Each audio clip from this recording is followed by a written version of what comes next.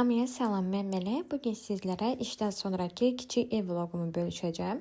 Hansı ki, mən işdən gələn kimi axşamdan marinə etdiyim bu toyuq ətini belə bir formada tavaya qoyuram və başlayıram üzərinə xüsusi olaraq da ədviyyatımı qatmağa. Düzdür, marinə etdiyim zaman da mən ona ədviyyatları qatmışdım, amma ki, üzərindən qalina blanka ilə keçəndə dadı çox möhtəşəm olur. İftara dedim ki, belə bir yüngül salat da hazırlayım. Hansı ki, xiyar, pomidor və soğandan ibarətdir. Bu hamıya bəllidir.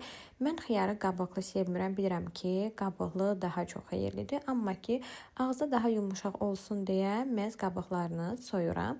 Bu arada mən heç cür salat yeyə bilmirəm. Heç bir salat sevmirəm. Ona görə özümə sadəcə olaraq xiyarları baxın belə yumru-yumru doğrayıram ki, yalnız və yalnız xiyar yeyim. Daha sonra isə yoldaşım üçün tərəvəzləri hər birini kvadrat formasına doğrayıram. O pomidoru daha iri sevdiyinə görə pomidoru digərlərindən daha iri formada doğramağa başlayıram. Burada həmin prosesi sizinlə bölüşmüşəm. Mənə ən çox gələn suallardan biri də Mələk xanım, siz bunların hər birini necə çatdırırsınız? Bu yorucu deyilmi? Əlbəttə ki, yorucudur. Nə yalan deyim, mən də yoruluram. Çünki işdən evə gəlirəm və gəldiyim zaman da tez yeməyə qaçıram. Desəniz ki, axşamdan hazır qoy. Belə bir şey var ki, ilk gündən mən heç bir zaman yəni dünənin yeməyini yemədiyim üçün, yoldaşımı da buna vərdiş etdirdiyim üçün məhz dünəndən qalan yeməyi biz yeyə bilmirik və hər gün təzə bir yemək bizdə hazırlanmalıdır və ağız tadımızı mütləq ki dəyişməliyik. Və mənim belə bir adətim də var ki, qab çıxan kimi, qabları saxlamaq kimi bir huyum yoxdur. Bunu mənim təmizlik videomdan yəqin ki izləyənlər artıq ki bilir. Və mən qabları anınca da yuyuram və onu da qeyd edim ki, kiçik qablar çıxdığı zaman qabı yana qoymuram.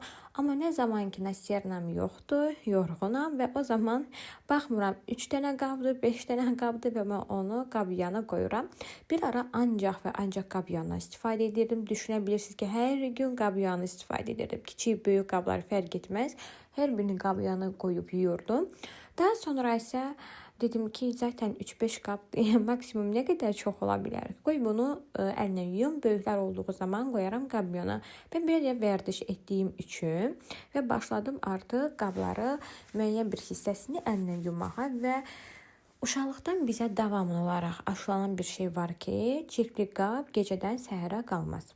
Məhz ona görə nə qədər yorğun oluramsa olum, mən əsla çirkli qabı saxlamıram. Yəni gecə saat 4-də olsa, 5-də olsa mütləq o qablar yuyulmalıdır. Ev səliqəyə salınıb elə yatılmalıdır.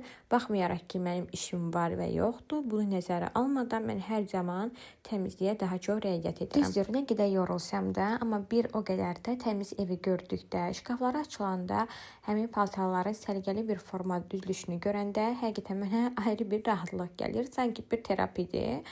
Və belə bir şey var ki, mən hər zaman axşamdan sabaha menyularını müəyyən edirəm ki, mənim üçün çox rahat olsun. Burada artıq toyuğum mənim hazırdır. Üzərini desəz ki, niyə bu qədər qızartmısınız?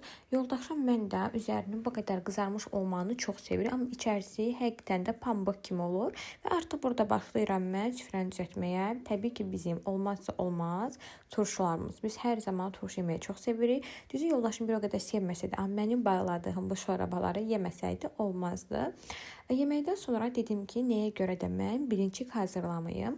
Açığı mən birinçik heç sevmirəm. Sadə birinçiki, yəni sevirəm. Arasından şokolad yağı çəkib yeməyi.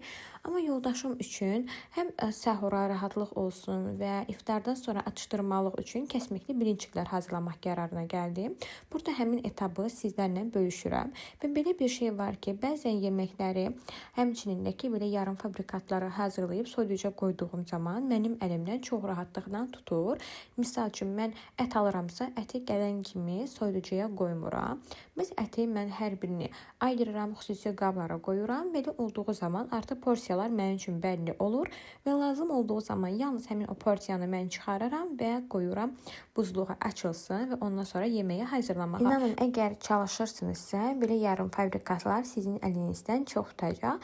Mən hal-hazırda kəsmikli yarım fabrikat hazırladım. Siz istəsəniz toyuqlu, ətli, kartoflu da bunu hazır edə bilərsiniz. Kəsimin içərisinin kremi daha çox axıcı olsun deyə məhz içərisinə mən bal da əlavə edirəm və kərə yağı. Belə olduğu zaman əsl kremin dadını verir. Bir dəfə bu formada sınasanız, həqiqətən dadından doya bilməyəcəksiniz. Və bu arada qızlar, mən bu videodan sonra bir porsiyada birinci xəmiri hazırlamışdım və onun kəsmini bu dəfə daha çox eləmişdim. Hansı ki 8 yumurta xəmirindən hazırlandığım bir kəsmik düşünün. İçərisinə 1 kilo yaxın kəsmik gedirdi. Sadəcə o kəsmiki əzmədən blenderə qoyduğuma görə mənim blenderimi xarab elədim. Həqiqətən çox üzülürəm, çünki Karacadan almışdım və çox bəyənərək istifadə edirdim. Bu arada belə bir bilincik aparatı var idi. Nədənsə heç, amma heç bəyənmədim. İkinci dəfə də şans verdim. Gördüyünüz kimi ətrafda bulamışam. Amma ki, baxın, çox pis formada yapışdırır və nəinki qaldırıb götürmək mümkün olmurdu. Dedim, ən yaxşı üsul məhz Dədə Baba üsuludur. Aldım əlimə bilincik tavasını və başladım bilinciklərimi Dədə Baba üsulu ilə hazırlamağa. Baxın, görün necə gözəl bir formada alındı. Bu arada qaynanam da bizə qonaq gəlmişdi və gəldiyi zaman dedim ki, bəs gəlin bir yerdə sos hazırlayaq. O da mənim üçün burada kartofları baxın bu formada soyurdu. Sonra gəldim ki, ay xalam, gəlin sizə ən rahat aparatı verin, bundan soyun da. Niyə ondan soyub əlinizi ziyan edirsiniz? Harası ki, orada görürsünüz. Daha sonra biz burada soğan və kartofu suya əmrə keçirəm bilinciklərimin içərilərini doldurmağa. Baxın, həmin etapları sizlərlə bölüşürəm. Yəni həqiqətən, özüm etdim deyə demirəm. Zaten kəsmiyinə baxan kimi əsl krem formasında alındığını siz də mənim kimi görürsünüz. Mən özüm kəsmikli bilincik yeməsəm də, amma həqiqətən yoldaşım çox bəyəndi. Mənim gəldi, birinə vurdu. Çox təşəkkür. Nəşə? Kəsmiyə nə qatmışam? Şəkər pudrası, vanil. Bir də kərə yağı. Şimdi burada gözlük ona geçti. Bunu da götürsən. Nə qaldı ki? Bilmiyorum. Yoldaşıma nə qaldı ki dedikdən sonra mənim ortaya giriş şəklimə bir bakar mısınız?